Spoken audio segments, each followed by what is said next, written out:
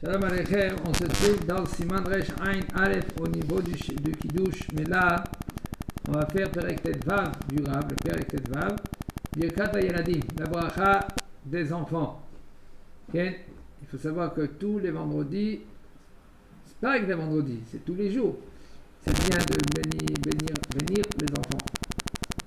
Mais vendredi, il y a Et Ratzon. Et Ratzon, c'est un moment précis. Pourquoi? Parce que à Pessah, normalement, c'est vraiment une de... C'est autre chose. Pessah, c'est Vigat Alevin Chacha, une mitzvah. Le papa, il a une mitzvah de transmettre. Non, mais aussi, il fait des brachot le soir de Pessah. Il fait des brachot. Mais il y a une yann que papa, il transmet. Il a le devoir de transmettre Pessah. C'est mitzvah assez de la Torah. Vigat Alevin Chacha. On doit transmettre la sortie d'Égypte aux enfants. Une mitzvah passée de la Torah. C'est pour cela, il faut que transmettre aux enfants, il faut prendre son fils, s'asseoir avec lui, expliquer son fils, sa fille, sinon il n'a pas de fils, il a des filles. Il est à nouveau marié, Mazal Tov, Simon Tov, il dit à sa femme. S'il est célibataire, c'est bien qu'il s'invite. Mais si maintenant il ne peut pas s'inviter, qu'il peut se dire le soir à lui seul. Maintenant on est... C'est que pour les enfants. C'est pour les enfants. Il faut savoir que Shabbat, dans Shabbat, Kuf Yutet Amud Bet, dit là-bas, Ki malacha vetzavelach vishvocha bechoderachecha, quand Ki malacha vetzavelach, quand le Baruch Hu ordonne à ses anges, vishvocha bechoderachecha, qui va te protéger dans tous tes chemins. Elle dit la Gemara là-bas que quand un homme, lui, il sort de la Beth Knesset, il faut qu'il se dépêche ou arriver chez lui à la maison. Et c'est pas qu'il voit, ça va Jean-Claude, ça va Abraham, ça va Joseph, comment ça s'est passé cette semaine, il reste pendant une demi-heure. Mais tu n'as pas honte? Il y a 2 anges qui sont à côté qui t'attendent. 2 anges ils t'attendent. Elle dit la Gemara, quand un homme il sort de la Beth Knesset, il y a 2 anges qui l'accompagnent jusqu'à sa porte, et il reste là-bas devant la porte. C'est pour cela nous on dit Shalom Aleichem, Malachei Asharet, Malachei Eliot, Melech Malachei Malachim HaKadosh Baruch Hu. Boachem le Shalom, Jivtechem le Shalom. Il y en a qui ne disent pas Betzetchem le Shalom. Ils ne disent pas. Minag, Rav Ovadia Zatzal, il ne disait pas Betzetchem le Shalom. Pourquoi? Il y a des explications dans cela. Il y en a qui disent attends, pourquoi tu dis Betzetchem le Shalom? Tu leur dis Jivtechem le Shalom. Restez parmi nous, et tu te dis, mais non, vous pouvez sortir. Ça se fait pas. Alors on ne dit pas c'est très méchant, mais aussi c'est une ségoula pour Shlom Bait. Alors pourquoi il a été fait comme ça D'après certains, il a été fait comme ça. C'est d'accord. Et c'est pas, il faut savoir, pas tout ça a été institué selon la Kabbalah. Pas tout dans la Torah ça a été institué selon les ségoulottes. Il y a des ségoulottes, il y a la Kabbalah, il y a le vrai. D'accord? Alors, quand un homme, lui, maintenant, il vient à la Beth Knesset, et les anges, ils sont là, et tu dis, Boahem le Shalom. Alors maintenant, quand tu bénis, les anges, maintenant, ils vont répondre Amen. Tu bénis tes enfants, ils sont là, les anges. Tu les as invités, ils sont... Et encore, pourquoi ils sont là, les anges? Ils voient ici, maintenant, tu as bien préparé ton lit. Ton lit, il est fait. Il y en a qui disent mytho de ton lit, il y en a qui disent que c'est les canapés. Okay. Si tu as des bougies.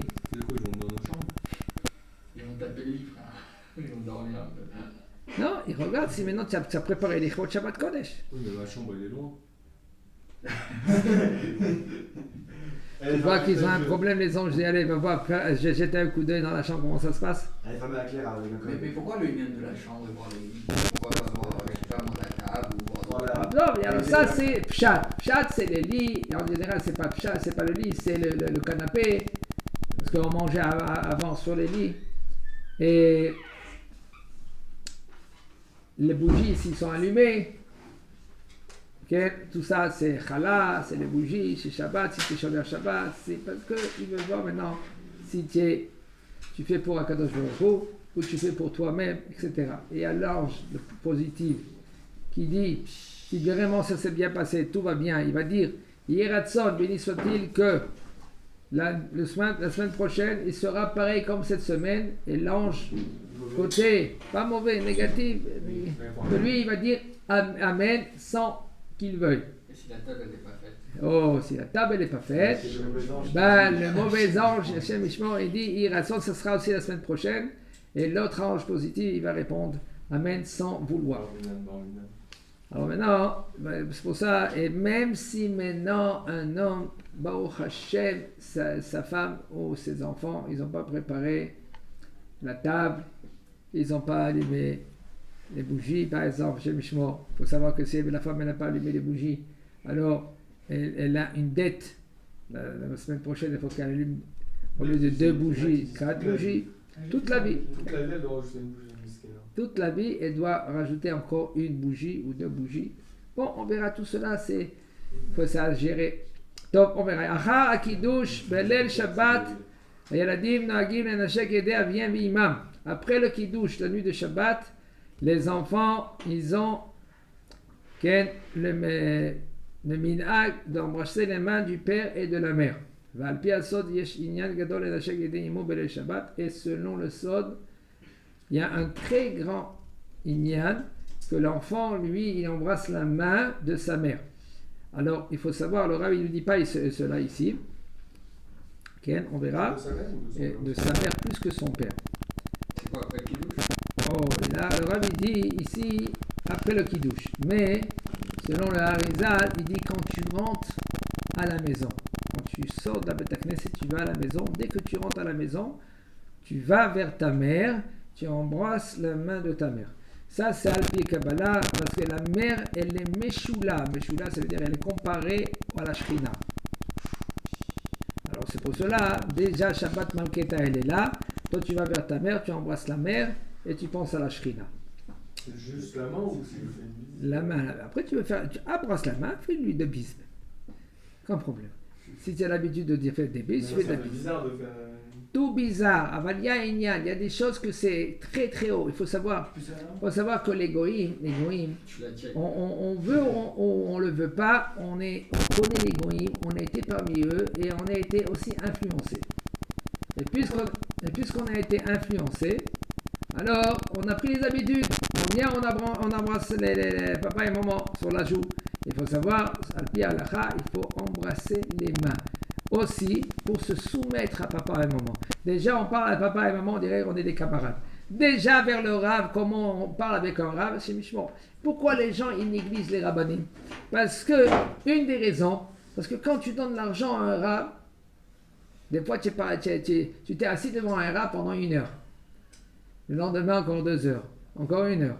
En fin de compte, tu te dis, c'est normal, il est là pour ça. Et après, qu'est-ce que disent les gens? Ah, Kadosh Baruch Hu, c'est lui qui va lui payer. Écoute, il a la confiance à Kadosh Baruch Hu. Tu as pris son temps. Déjà, si c'était un psychologue, il t'aurait pris une grosse bourse. Et lui, il a pris son temps. Et non, Kadosh Baruch Hu, c'est lui qui va lui répondre. Comment c'est besoin de chez il aura gagné des. Laisse gagner des, c'est Kadosh Baruch Hu qui s'occupe. Toi, si tu vois que tu as pris son temps durable, 1 heure, 2 heures, à part que tu. Il faut lui donner quelque chose. Mais comment tu lui donnes quelque chose?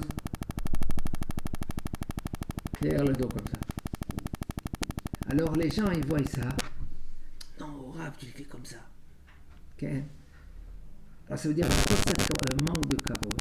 Quand aussi les gens qui parlent au rabbanim, ils se permettent à parler consorable. Il faut savoir de excusez-moi, se la boucler.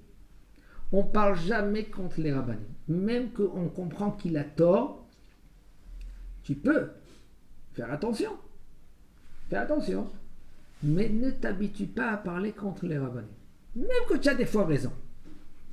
On comprend. Des fois, oui, on a raison. Il y a eu des cas. Un homme, c'est un homme. Il ne faut pas se tromper, même qu'il a une grande barbe. Il a un gros chapeau. Tout ce que vous voulez. Il a le Yetzirah juste à côté. Il est né avec lui et il va mourir avec le Yetzirah. Il y a des Gdolé Ador, des Gdolim.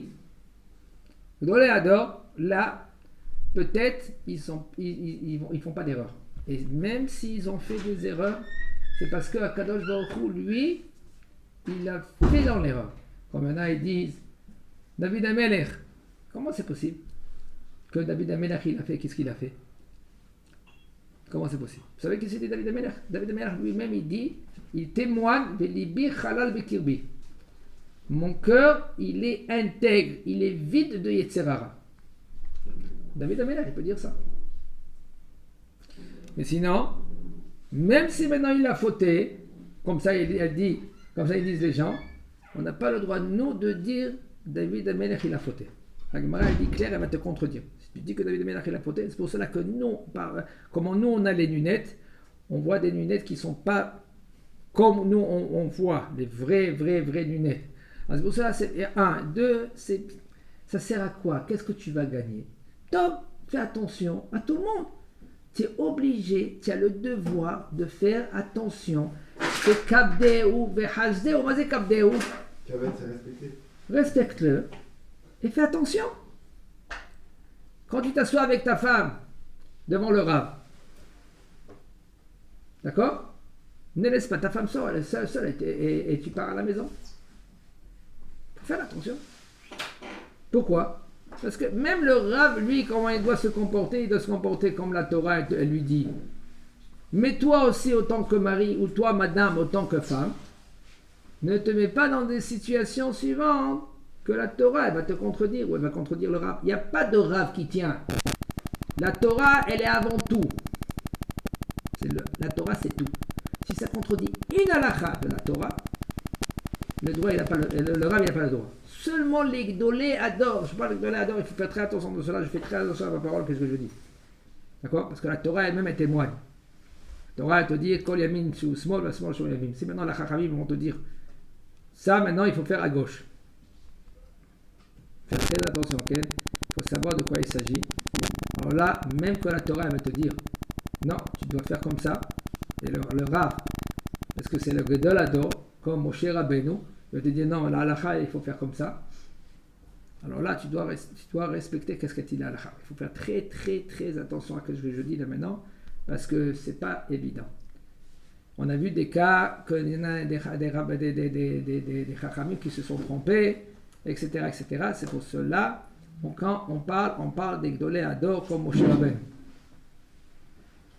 D'accord? Mais je suis très vigilant à ce que je dis. Mais sinon, on est obligé de respecter, on est obligé de faire attention quand on parle, et même qu'on a entendu, et même qu'on a vu, même qu'on a entendu, tais-toi. Parce qu'il faut savoir, peut-être ils ont raison, je ne dis pas le contraire, mais tu parles, tu vas recevoir un coup. Parce que peut-être le Rav, lui, il a fait les Shem Shamaim, bon, il est tombé. Mais tu parles, toi, tu vas recevoir un coup. Par qui? Par Boréola. Il faut s'habituer à ne pas parler. C'est tout. Maintenant, peut-être, tu as raison, peut-être. Peut-être le bonhomme, lui, il est tombé. On lui a fait des fois un croche-pied, on l'a fait tomber. Il y a eu des cas, etc. Nous, l'enseignement que je donne, c'est l'enseignement suivant. Moi, j'ai parlé avec un des grands Mekoubalim. Lui, c'est un Mekoubal qui se cache. Personne ne le sait. Et il m'a dit clair, quand quelqu'un il parle contre un rab, si le rab lui fait les Shem Shamaim, Hashem Ishmor, le bonhomme qui parle contre lui, il va avoir Hashem Ishmor. Et si maintenant le rab qui parle, le bonhomme il parle contre le rab, que ce rab lui il fait pas les Shem Shamaim, il fait pour ça sa poche. Ça arrive, Hashem Ishmor. Et bien quand tu parles sur lui, okay, le bonhomme il va recevoir, mais pas, il va descendre de ses gains. Tu vois les gens qui se posent des questions, pourquoi ils n'arrivent pas là, chez Mishmor ils sont descendus, ils se sont cassés la figure. Pourquoi? Parce que tu parles mal contre les Chachamim. Faites attention de ne pas parler, il faut s'habituer de ne pas parler contre les Rabbanim. D'accord? C'est clair. Des fois on entend des choses, c'est pour cela on néglige les Chachamim. Eux-mêmes aussi. Doucement. Je ne sais pas qui c'est ce grand rab, qu'est-ce qu'il a fait. C'est vrai, je ne dis pas le contraire. Il a peut-être trébuché, il est peut-être tombé. D'accord? Ça peut arriver. Ça ne veut pas dire, ah non, il doit donner l'exemple. D'accord, je suis d'accord. Il ne faut pas oublier, le Yetzirara, il guette tout le monde. Le Yetzirara, il essaye de faire tomber tout le monde. Même celui-là qui est rave et même celui-là qui n'est pas rave. Maintenant, il dit le rave. Maintenant, selon le Sod, c'est bien d'embrasser les mains de maman. Quand même que maintenant, d'après le Sod, c'est bien d'embrasser maman. Excusez-moi. En premier, il faut embrasser le père. Et après la mère. Parce que selon la halakha, la Torah, qu'est-ce que tu as dit? La Torah, selon la Torah, tu dois toi honorer ton père avant ta mère. C'est ça qu'il te dit. C'est ça qu'il te dit le Rav. Il faut craindre le père et respecter la mère. Donc, il faut. Et ta vivitimo tirao. Il faut aussi avoir crainte de la mère. Mais pourquoi et ta vivitimo tirao? Le père et la mère. D'accord? Il faut craindre aussi la mère. Il faut respecter aussi la mère. Mais à côté de ton père, tu dois respecter plus ton père que ta mère. Parce que elle, la mère aussi, elle a l'obligation de respecter le père. Et si elle ne respecte pas le père, elle trébuche. Après 120 ans, le bonhomme. Même que, peu importe, l'homme est chané quoi, et elle a raison, elle a tort. Elle doit respecter son mari. Lui aussi, comme il dit le Rambam, il est obligé de la respecter plus que son corps à lui. Ça, c'est le Rambam, il dit. Pourquoi? Maintenant, il va dire, voilà, moi, je ne me respecte même pas à mon mariage, je me néglige. Je jette par terre, je sors par terre, je n'importe quoi. Alors, non, plus que toi, plus que ton corps, tu dois la respecter, ta femme. Et si tu ne la respectes pas, général. Il faut savoir, on est filmé, hein? C'est pas 24 sur 24, c'est 24 sur 25.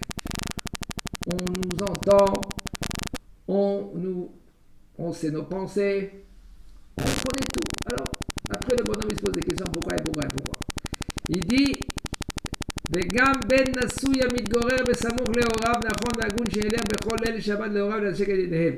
Même que le bonhomme, Baruch Hashem, Ziman Tov, t'es marié, mais t'habites pas loin de tes parents. Quand je dis franchement, entre parenthèses, c'est pas conseillé. Pourquoi? Habiter loin des parents? D'habiter à côté des parents.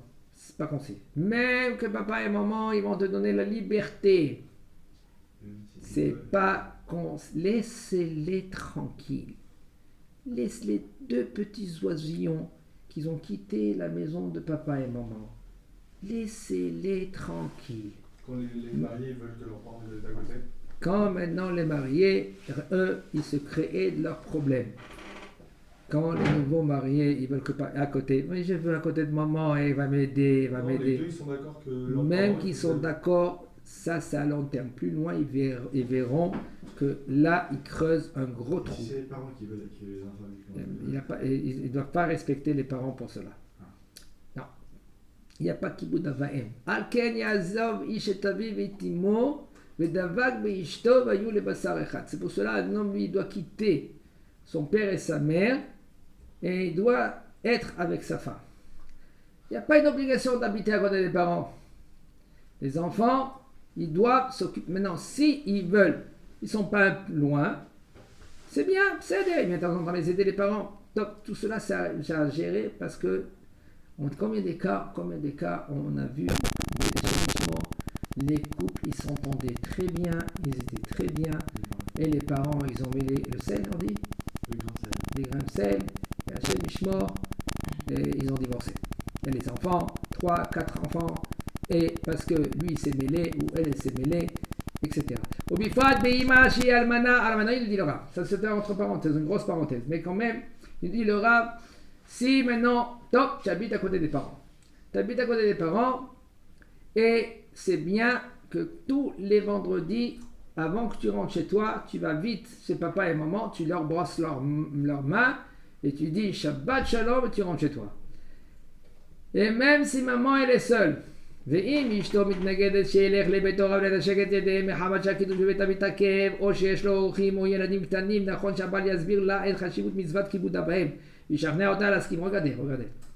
Et si maintenant, la femme elle dit, écoute, je te connais, tu vas chez mes mamans, c'est ta mère, mais quand tu vas là-bas, tu restes là-bas au moins une demi-heure, mais le fait que quand tu restes là-bas longtemps, maintenant le kidouche à la maison, il se retarde, et les enfants, ils sont petits, etc. Alors dans un cas pareil, tu fais kidouche de plague.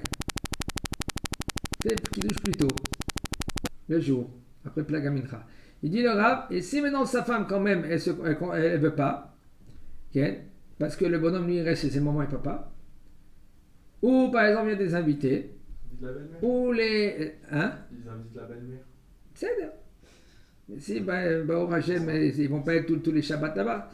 Maintenant, si maintenant, et lui, il veut y aller voir sa mère, son père dire Shabbat Shalom, il faut, et c'est conseillé que le Baal, le mari, il va chez sa mère, il va chez sa femme, et il lui parle gentiment, et il lui dit, écoute, il faut que tu comprends, il y a une grande mitzvah, je vais essayer de ne pas me tarder. Et si maintenant, regardez jusqu'où, si maintenant la femme, elle n'est pas d'accord, la femme, elle dit que le bonhomme, lui, il tarde trop, ou ça se dérange, le fait de Shlom Bayit, tout ce que vous voulez, va voir ta mère ou ton père après la Séouda. Finis ta Séouda, viens bien avec ta femme et les enfants. ועל כל פנים נראה שאין לבטל תורה בשביל כך אף שיש סוד בדבר. Il y a un secret בדבר, puis un sod. Puisqu'il y a un secret, c'est bien de y aller, voir papa et maman, mieux plus maman. Mais si par exemple il y a un shiur de Torah juste après, un bonhomme comme l'été, comme l'hiver, excusez-moi.